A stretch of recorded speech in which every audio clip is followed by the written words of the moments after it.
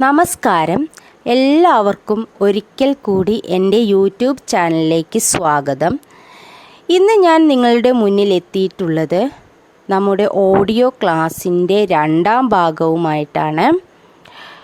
ഇതിൻ്റെ പാർട്ട് 1 ഞാൻ already upload ചെയ്തിട്ടുണ്ട്. അപ്പോൾ അതിൻ്റെ ലിങ്ക് ഞാൻ ഡിസ്ക്രിപ്ഷൻ ബോക്സിൽ കൊടുക്കാം. എന്നാൽ നമുക്ക് നേരെ വീഡിയോയിലോട്ട് പോകാം.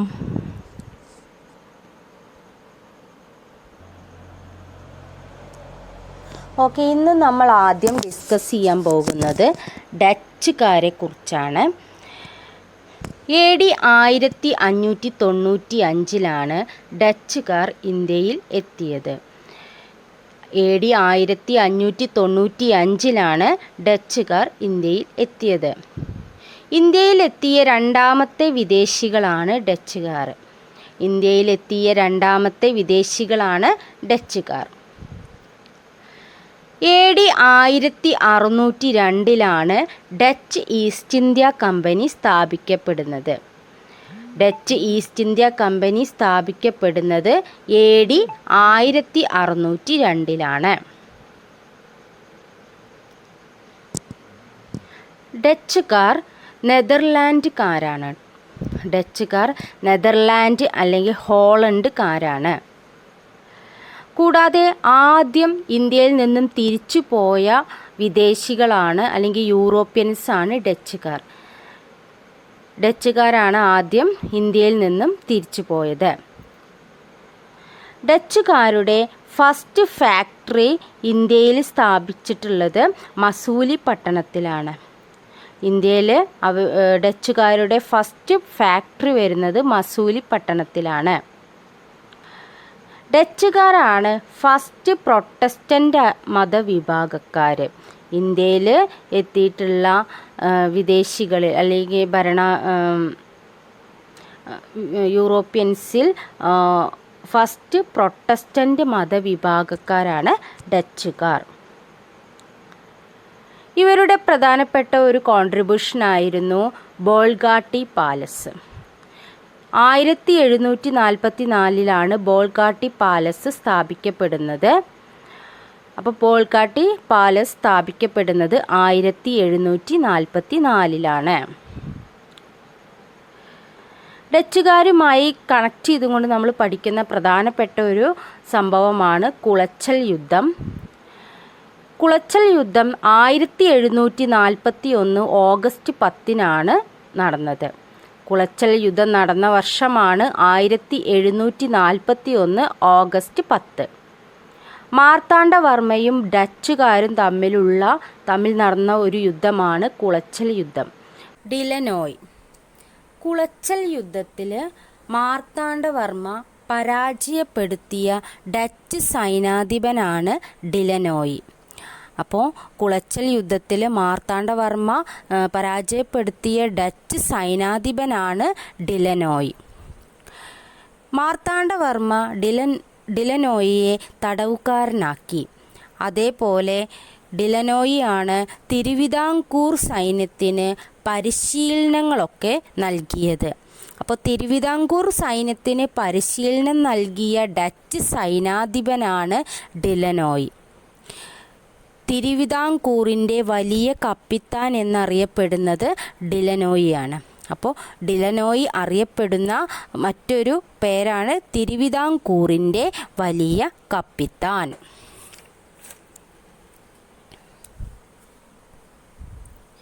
ഇനി ഡിലനോയ് മോണുമെൻ്റ് അല്ലെങ്കിൽ അദ്ദേഹത്തിൻ്റെ ഡിലനോയ് മോണുമെൻ്റ് അല്ലെങ്കിൽ അദ്ദേഹത്തിൻ്റെ സ്മാരകം സ്ഥിതി ചെയ്യുന്നത് ഉദയഗിരി കോട്ടയിലാണ്, കന്യാകുമാരിയിലാണ് അത് സ്ഥിതി ചെയ്യുന്നത്. അപ്പോൾ ഡിലനോയ് മോണുമെൻ്റ് സ്ഥിതി ചെയ്യുന്നത് ഉദയഗിരി കോട്ടയിൽ കന്യാകുമാരിയിലാണ് അത് സ്ഥിതി ചെയ്യുന്നത്. ഇനി ഡച്ചുകാരുടെ പ്രധാനപ്പെട്ട കോൺട്രിബ്യൂഷൻസ് എന്തൊക്കെയാണെന്ന് നോക്കാം. ഉപ്പു നിർമ്മാണം, ഹോർത്തൂസ് മലബാറിക്കസ്, വസ്ത്രങ്ങളിലെ ചായം മുക്കൽ, ഇതൊക്കെ നമ്മുടെ ഇന്ത്യയിൽ പ്രചരിപ്പിച്ചത് ഡച്ചുകാരാണ്. അതിൽ ഉപ്പ് നിർമ്മാണവും വസ്ത്രങ്ങളിലെ ചായം മുക്കലും ഇന്ത്യയിൽ പ്രചരിപ്പിച്ചത് ഡച്ചുകാരാണ്. അതുപോലെ ഹോർത്തൂസ് മലബാറിക്കസ് എന്ന ഗ്രന്ഥം ഇന്ത്യക്ക് സമ്മാനിച്ചത് ഡച്ചുകാരാണ്. കൂടാതെ ചേറ്റുവ കോട്ട എന്ന പേരിലൊരു കോട്ട ഗുരുവായൂരിൽ നിർമ്മിച്ചത് ഡച്ചുകാരാണ്. അപ്പോൾ ഗുരുവായൂരിൽ ഡച്ചുകാർ നിർമ്മിച്ച കോട്ടയാണ് ചേറ്റുവ കോട്ട. ഇനി നമുക്ക് ഹോർത്തൂസ് മലബാറിക്കസിനെ കുറിച്ച് കൂടുതലായിട്ടൊന്ന് നോക്കാം. വളരെ പ്രധാനപ്പെട്ട ഒരു കോൺട്രിബ്യൂഷനാണ് ഹോർത്തൂസ് മലബാറിക്കസ്. ഡച്ചുകാരുടെ വളരെ പ്രധാനപ്പെട്ട ഒരു കോൺട്രിബ്യൂഷനാണ് ഹോർത്തൂസ് മലബാറിക്കസ്. മലബാറിൻ്റെ പൂന്തോട്ടം എന്നാണ് ഹോർത്തൂസ് മലബാറിക്കസ് എന്നുള്ള വേർഡിൻ്റെ മീനിങ്.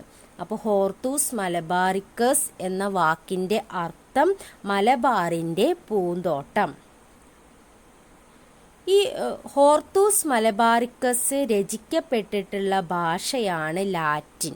ലാറ്റിൻ ഭാഷയിലാണ് ഹോർത്തൂസ് മലബാറിക്കസ് എന്ന ഗ്രന്ഥം രചിക്കപ്പെട്ടിട്ടുള്ളത്. 12 വാല്യങ്ങളിലായിട്ടാണ് ഈ ഒരു ബുക്ക് പബ്ലിഷ് ചെയ്യപ്പെട്ടിട്ടുള്ളത്. 12 വാല്യങ്ങളിലായിട്ടാണ്. അതിൽ 742 സസ്യങ്ങളെ കുറിച്ചാണ് ഹോർത്തൂസ് മലബാറിക്കസിൽ പറയുന്നത്. 742 സസ്യങ്ങളെ കുറിച്ചിട്ട് ഹോർത്തൂസ് മലബാറിക്കസിൽ പറയുന്നുണ്ട്. കൂടാതെ ഈ ഒരു ഗ്രന്ഥത്തിൻ്റെ മറ്റൊരു പ്രത്യേകതയാണ് മലയാള ലിപി അച്ചടിച്ച ആദ്യ ഗ്രന്ഥമാണ് ഹോർത്തൂസ് മലബാറിക്കസ്. മലയാള ലിപി അച്ചടിച്ച ആദ്യത്തെ ഗ്രന്ഥമാണ് ഹോർത്തൂസ് മലബാറിക്കസ്. ഈ ഒരു ബുക്ക് എഴുതി തയ്യാറാക്കുന്നതിന് വേണ്ടിയിട്ടും പബ്ലിഷ് ചെയ്യുന്നതിന് വേണ്ടിയിട്ടൊക്കെ നേതൃത്വം നൽകിയിട്ടുള്ള വ്യക്തിയാണ് അഡ്മിറൽ വാൻ റീഡ്. അപ്പോൾ അഡ്മിറൽ വാൻ റീഡാണ് ഹോർത്തൂസ് മലബാറിക്കസ് എന്ന ബുക്കിൻ്റെ രചനയ്ക്ക് നേതൃത്വം നൽകിയത്. പിന്നെ ഇമാനുവൽ റോയി മലയാള ലിപി അച്ചടിക്കാൻ വേണ്ടിയിട്ട് സഹായിച്ച വ്യക്തിയാണ് ഇമാനുവൽ റോയി. ഹോർത്തൂസ് മലബാറിക്കസിൽ മലയാള ലിപി അച്ചടിക്കാൻ വേണ്ടിയിട്ട് സഹായിച്ച വ്യക്തിയാണ് ഇമാനുവൽ റോയി. പിന്നെ അതേപോലെ ഈ ഹോർത്തൂസ് മലബാറിക്കസ് എന്ന രചനയ്ക്ക് അതുമായി സഹകരിച്ച ഈഴവ വൈദ്യനാണ് ഇട്ടി അച്യുതൻ. അപ്പം ഇട്ടി അച്യുതനാണ് ഹോർത്തൂസ് മലബാറിക്കസ് എന്നുള്ള ഗ്രന്ഥത്തിന് എഴുതി തയ്യാറാക്കാൻ വേണ്ടിയിട്ട് സഹായിച്ച ഈഴവ വൈദ്യൻ. കൂടാതെ ഇട്ടി അച്യുതൻ്റെ കൂടെ ഒരു 3 ബ്രാഹ്മിൺസും കൂടി, അതായത് ഗൗഡ സാരസ്വത ബ്രാഹ്മണർ എന്നാണ് അവരറിയപ്പെടുന്നത്. ഈ 3 ബ്രാഹ്മിൺസ് ഈ ഹോർത്തൂസ് മലബാറിക്കസ് എന്നുള്ള ഈ ബുക്കിൻ്റെ രചനയുമായിട്ട് ബന്ധപ്പെട്ടിട്ടുള്ളതാണ്. അപ്പുഭട്ട്, രംഗഭട്ട്, വിനായക ഭട്ട്. ഇനി ഇട്ടി അച്യുതൻ്റെ ഒരു സ്മാരകം സ്ഥിതി ചെയ്യുന്നത് കെല്ലാട്ടുപറമ്പിലാണ്. ചേർത്തലയിലെ കെല്ലാട്ടുപറമ്പിലാണ് ഇട്ടി അച്യുതൻ സ്മാരകം സ്ഥിതി ചെയ്യുന്നത്. ഹോർത്തൂസ് മലബാറിക്കസ് അറിയപ്പെടുന്ന മറ്റൊരു പേരാണ് കേരളരാമം. അപ്പോൾ കേരളരാമം എന്നറിയപ്പെടുന്നത് എന്താണെന്ന് ചോദിച്ചാൽ അത് ഹോർത്തൂസ് മലബാറിക്കസ് ആണ്. ഇനി ആദിവൃക്ഷം, അതായത് ഹോർത്തൂസ് മലബാറിക്കസിൽ സൂചിപ്പിക്കുന്ന ആദ്യത്തെ വൃക്ഷമാണ് തെങ്ങ്. നമ്മൾ പറഞ്ഞു 742ഓളം സസ്യങ്ങൾ ഇതിൽ ഉൾപ്പെടുത്തിയിട്ടുണ്ട്, അല്ലെങ്കിൽ അതിനെക്കുറിച്ച് പറയുന്നുണ്ട്. അതിലാദ്യത്തെ വൃക്ഷം എന്ന് പറയുന്നത് തെങ്ങാണ്. കൂടാതെ ഈ ഗ്രന്ഥം ഹോർത്തൂസ് മലബാറിക്കസ് എന്നുള്ള ഗ്രന്ഥം ഇംഗ്ലീഷ് ഭാഷയിലേക്ക് വിവർത്തനം ചെയ്തത് ഡോക്ടർ KS മണിലാലാണ്. അപ്പോൾ ഹോർത്തൂസ് മലബാറിക്കസ് ഇംഗ്ലീഷ് ഭാഷയിലേക്ക് വിവർത്തനം ചെയ്തത് ഡോക്ടർ KS മണിലാലാണ്. അടുത്തതായിട്ട് നമ്മൾ ഡിസ്കസ് ചെയ്യാൻ പോകുന്നത് ബ്രിട്ടീഷുകാരാണ്. അപ്പോൾ നമ്മൾ ഡച്ചുകാരുടെ ആഗമനത്തെക്കുറിച്ച് പറഞ്ഞു, അവരുടെ ചില കോൺട്രിബ്യൂഷൻസിനെ കുറിച്ച് പറഞ്ഞു. ഇനി നമ്മൾ ഡിസ്കസ് ചെയ്യാൻ പോകുന്നത് ബ്രിട്ടീഷുകാരെ കുറിച്ചാണ്. English East India company 1600 December 31 സ്ഥാപിക്കപ്പെടുന്നത്. അതായത് അക്ബറിൻ്റെ കാലഘട്ടം, മുഗൾ ഭരണാധികാരിയായ അക്ബറിൻ്റെ കാലഘട്ടത്തിലാണ് English East India company 1600 December 31 സ്ഥാപിക്കപ്പെടുന്നത്. ബ്രിട്ടീഷുകാർ വിഴിഞ്ഞത്ത് അവരുടെ ഒരു പണ്ടകശാല സ്ഥാപിച്ചു. 1644 ബ്രിട്ടീഷുകാർ വിഴിഞ്ഞത്ത് പണ്ടകശാല സ്ഥാപിച്ചത്, അല്ലെങ്കിൽ വ്യാപാരശാല സ്ഥാപിച്ചത്. ബ്രിട്ടീഷുകാരുടെ ആദ്യത്തെ കോട്ട നിർമ്മിക്കപ്പെട്ടത് 1695.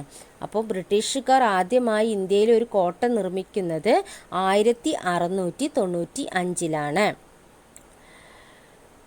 സാമൂതിരിയുമായി ഒരു വ്യാപാര ഉടമ്പടിയിൽ ഒപ്പുവെച്ച ഇംഗ്ലീഷുകാരനാണ് ക്യാപ്റ്റൻ കീലിംഗ്.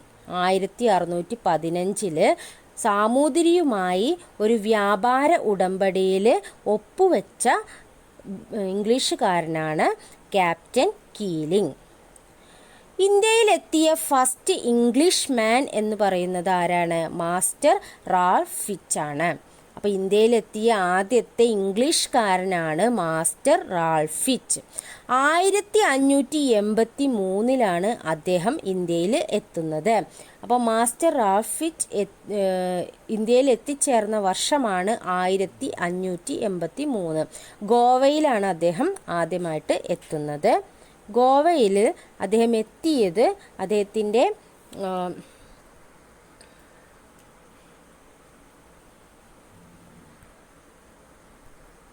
അദ്ദേഹത്തിൻ്റെ ഷിപ്പിൻ്റെ പേരാണ് ടൈഗർ എന്നാണ് കേട്ടോ. അദ്ദേഹത്തിൻ്റെ ഷിപ്പിൻ്റെ പേര് ടൈഗർ എന്നാണ്. കൂടാതെ അദ്ദേഹം അറിയപ്പെടുന്ന പേരാണ് മാർഗദർശിയായ ഇംഗ്ലീഷുകാരൻ. അദ്ദേഹം അറിയപ്പെടുന്ന പേര് മാർഗദർശിയായ ഇംഗ്ലീഷുകാരൻ എന്നാണ്.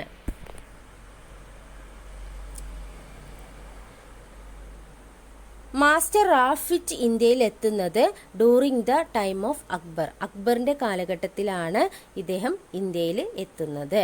മാസ്റ്റർ റാൽഫ് ഫിച്ച് 1583 ഗോവയിൽ ആണ് എത്തുന്നത്. അദ്ദേഹമാണ് ആദ്യത്തെ ഇംഗ്ലീഷുകാരൻ. ഇന്ത്യയിൽ എത്തുന്ന ആദ്യത്തെ ഇംഗ്ലീഷുകാരനാണ് മാസ്റ്റർ റാൽഫ് ഫിച്ച്. മുഗൾ ഭരണാധികാരിയായ അക്ബറിൻ്റെ കാലഘട്ടത്തിലാണ് അദ്ദേഹം ഇന്ത്യയിലേക്ക് എത്തുന്നത്. അദ്ദേഹം വന്ന ഷിപ്പിൻ്റെ പേരാണ് ടൈഗർ.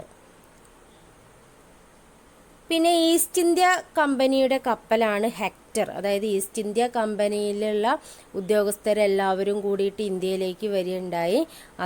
അതിൻ്റെ പേര് ഹെക്ടർ എന്നാണ്. അതായത് English East India company 1600 December 31 സ്ഥാപിക്കപ്പെട്ടു. ആ സമയത്ത് ഇംഗ്ലീഷ് ഈസ്റ്റ് ഇന്ത്യ കമ്പനിയുടെ ഒരു കപ്പൽ ഇന്ത്യയിലേക്ക് വരികയുണ്ടായി. ആ കപ്പലിൻ്റെ പേരാണ് ഹെക്ടർ. അതും കൂടി ഒന്ന് ഓർത്തു വയ്ക്കുക.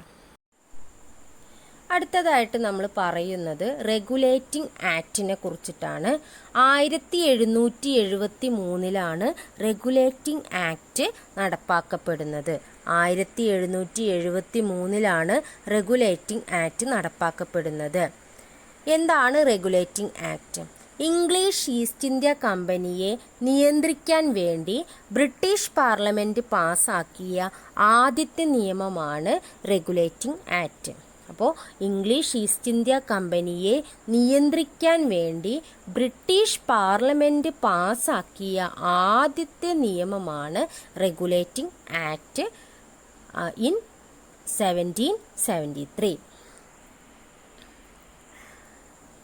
ഇന്ത്യയിൽ ബ്രിട്ടീഷുകാർ ആദ്യത്തെ ഫാക്ടറി സ്ഥാപിച്ചത് സൂറത്തിലാണ് കേട്ടോ.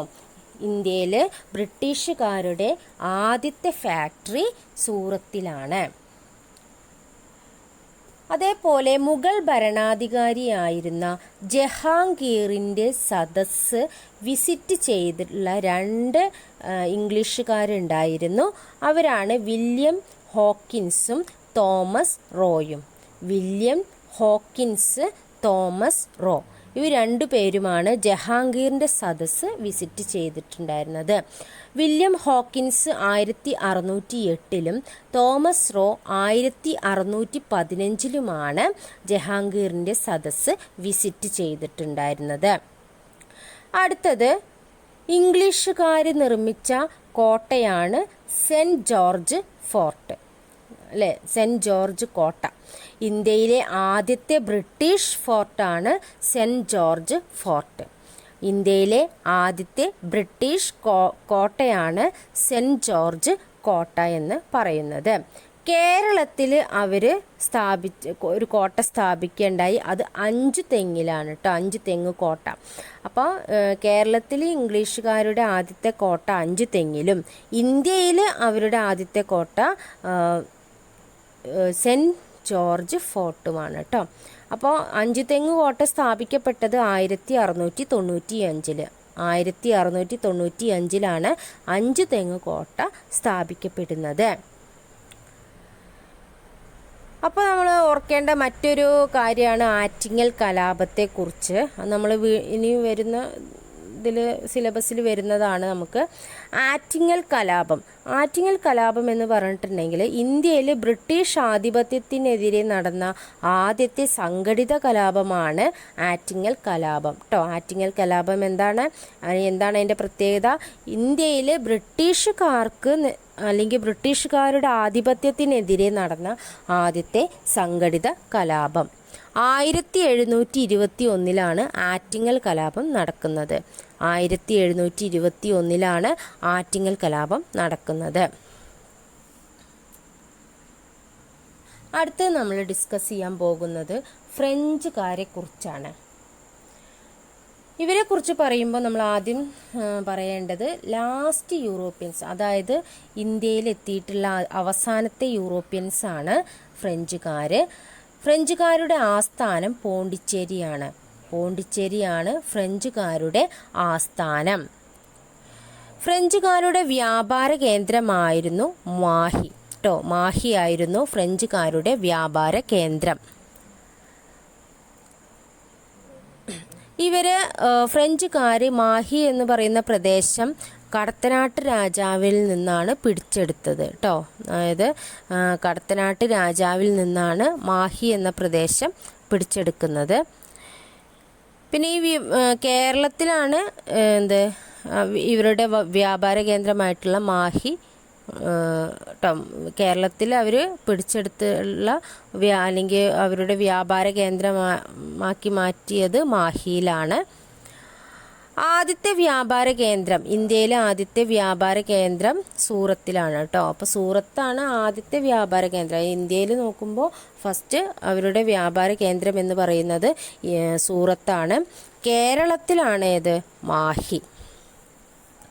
സൂറത്തിൽ ഇവർ വ്യാപാര കേന്ദ്രം സ്ഥാപിക്കുന്നത് 1668 കേട്ടോ. 1668 ഇവർ വ്യാപാര കേന്ദ്രം സ്ഥാപിക്കുന്നത്. ഇനി ഫ്രഞ്ചുകാർ നമ്മുടെ ഇന്ത്യയിൽ അവർ ഒരുപാട് സ്ഥലങ്ങൾ അവരുടെ അധീനതയിലാക്കിയിട്ടുണ്ടായിരുന്നു. ഇനി ഏതൊക്കെയാണ് അവർ അവരുടെ അധീനതയിലാക്കിയിട്ടുണ്ടായിരുന്ന സ്ഥലങ്ങൾ, പ്രദേശങ്ങൾ നോക്കാം. ഒന്ന് കാരക്കൽ, പോണ്ടിച്ചേരി, യാനം, മാഹി, ചന്ദ്രനഗർ, കേരളം. ഇത്രയും പ്രദേശങ്ങളായിരുന്നു ഫ്രഞ്ച് അധീനതയിൽ ഉണ്ടായിരുന്നത്. കാരക്കൽ, യാനം, ചന്ദ്രനഗർ, പോണ്ടിച്ചേരി, മാഹി, കേരളം. ഈ മാഹിയുടെ ഒരു പ്രത്യേകത ഉണ്ട്. അതാണ് ഇന്ത്യയിലെ ഇംഗ്ലീഷ് ചാനൽ എന്ന പേരിൽ അറിയപ്പെടുന്നത് കേട്ടോ. മാഹിയാണ് ഇന്ത്യയിലെ ഇംഗ്ലീഷ് ചാനൽ എന്ന പേരിൽ അറിയപ്പെടുന്നത്. പിന്നെ മറ്റൊരു കാര്യം കൂടി ഓർത്ത് വയ്ക്കുക. പോണ്ടിച്ചേരിയുടെ പിതാവ് എന്നറിയപ്പെടുന്നത് ഫ്രഞ്ച് ഗവർണറായിട്ടുള്ള ഫ്രാങ്കോയിസ് മാർട്ടിനാണ് കേട്ടോ. ഫ്രാങ്കോയിസ് മാർട്ടിനാണ് പോണ്ടിച്ചേരിയുടെ പിതാവ് എന്ന പേരിൽ അറിയപ്പെടുന്നത്. ഇനി അടുത്തത് കർണാട്ടിക് യുദ്ധങ്ങളെക്കുറിച്ച് പറയുന്നുണ്ട്. ഇത് ഫ്രഞ്ചുകാരും ബ്രിട്ടീഷുകാരും തമ്മിൽ നടന്നിട്ടുള്ള ഒരു യുദ്ധമാണ് കർണാട്ടിക് യുദ്ധങ്ങൾ കേട്ടോ. ഫ്രഞ്ചുകാരും ബ്രിട്ടീഷുകാരും തമ്മിൽ നടന്നിട്ടുള്ള ഒരു യുദ്ധമാണ് കർണാട്ടിക് യുദ്ധങ്ങൾ. 1746 മുതൽ 1763 വരെയാണ് ഈ 3 യുദ്ധങ്ങൾ. കർണാട്ടിക് യുദ്ധങ്ങൾ പറഞ്ഞാൽ 3 യുദ്ധങ്ങളാണ്. ആ 3 കർണാട്ടിക് യുദ്ധങ്ങൾ നടക്കുന്നത് 1746 മുതൽ 1763 വരെയാണ്. അങ്ങനെ 1954 ഇന്ത്യയിൽ നിന്ന് ഫ്രഞ്ചുകാർ അവരുടെ രാജ്യത്തേക്ക് തന്നെ തിരിച്ചുപോയി. അപ്പോൾ 1954 ഫ്രഞ്ചുകാർ ഇന്ത്യ വിട്ടു പോകുന്നത്.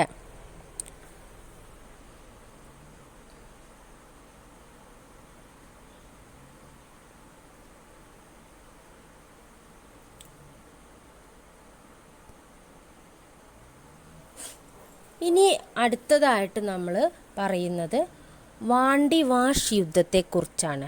ഇങ്ങനെയുള്ള യുദ്ധങ്ങളൊക്കെ ഒന്ന് ഓർത്ത് വയ്ക്കുക. കർണാട്ടിക് വാർ ആരൊക്കെ തമ്മിലാണെന്ന് ഓർത്ത് വയ്ക്കുക. അടുത്തതാണ് വാണ്ടിവാഷ് യുദ്ധം.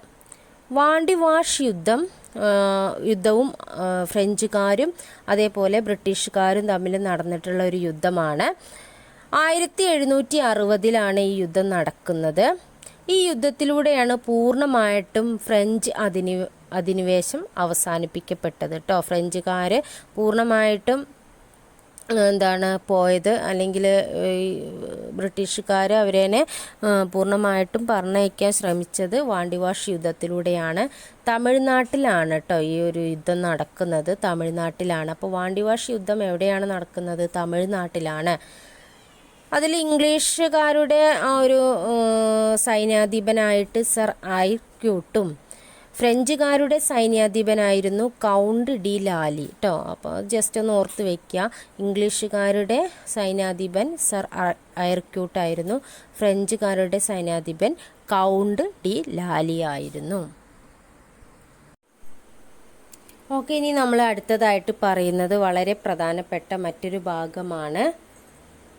നമ്മുടെ ഇന്ത്യയിൽ എത്തിയിട്ടുള്ള യൂറോപ്യന്മാർ പല പേരുകളിൽ അറിയപ്പെട്ടിട്ടുണ്ടായിരുന്നു. ഇനി അതേതൊക്കെ പേരുകളിലാണെന്ന് നമുക്ക് നോക്കാം. ഫസ്റ്റ്, പറങ്കികൾ. പറങ്കികൾ എന്നറിയപ്പെട്ടിരുന്നത് പോർച്ചുഗീസുകാരാണ്. അതേപോലെ പരന്ത്രീസുകാർ എന്നറിയപ്പെട്ടിരുന്നത് ഫ്രഞ്ചുകാരും, ലന്തക്കാർ എന്നറിയപ്പെട്ടിരുന്നത് ഡച്ചുകാരും, ബിലാത്തികൾ എന്നറിയപ്പെട്ടിരുന്നത് ബ്രിട്ടീഷുകാരും, ശീമക്കാർ എന്നറിയപ്പെട്ടിരുന്നത് ബ്രിട്ടീഷുകാരാണ്, മൂറുകൾ എന്നറിയപ്പെട്ടിരുന്നത് അറബികളാണ്. അപ്പോൾ പറങ്കികൾ പോർച്ചുഗീസുകാർ, പരന്ത്രീസുകാർ ഫ്രഞ്ചുകാരാണ്, ലന്തക്കാർ ഡച്ചുകാരും, ബിലാത്തികൾ അതേപോലെ ശീമക്കാർ എന്നൊക്കെ അറിയപ്പെടുന്നത് ബ്രിട്ടീഷുകാർ, മൂറുകൾ എന്നറിയപ്പെടുന്നത് അറബികൾ. ഇനി അടുത്തത് ഇന്ത്യയിൽ ഫസ്റ്റ് എത്തിയിട്ടുള്ള യൂറോപ്യൻസ് ആരാണ്? ഒരു കൺഫ്യൂസ്ഡ് ആയിട്ടുള്ള ഒരു ഏരിയ ആണ് പറയുന്നത്. ഇന്ത്യയിൽ ഫസ്റ്റ് എത്തിയിട്ടുള്ള യൂറോപ്യൻസ് പോർച്ചുഗീസുകാരാണ്. ലാസ്റ്റ് എത്തിയിട്ടുള്ള യൂറോപ്യൻസ് ഫ്രഞ്ചുകാരാണ്. ഫസ്റ്റ് ഇന്ത്യ വിട്ടുപോയത് ഡച്ചുകാരും ലാസ്റ്റ് ഇന്ത്യ വിട്ടുപോയത് പോർച്ചുഗീസുകാരുമാണ് കേട്ടോ. അപ്പോൾ ഇങ്ങനെ ഓർത്ത് വെക്കുക. ഫസ്റ്റ് അല്ലേ, ഫസ്റ്റും അതേപോലെ ലാസ്റ്റും അല്ലേ. ഫസ്റ്റ് ഫസ്റ്റ് ഇന്ത്യയിലേക്ക് എത്തിയത് പോർച്ചുഗീസുകാർ, അതേപോലെ ലാസ്റ്റ് പോയതും പോർച്ചുഗീസുകാരാണ്. അതേപോലെ ലാസ്റ്റ് വന്നത് ഫ്രഞ്ചുകാരാണ്. ഫസ്റ്റ് ഇന്ത്യ വിട്ടു പോയത് ഡച്ചുകാരാണ്. അപ്പോൾ ഇത് കൺഫ്യൂഷൻ ഇല്ലാതെ ഒന്ന് ഓർത്ത് വെക്കുക.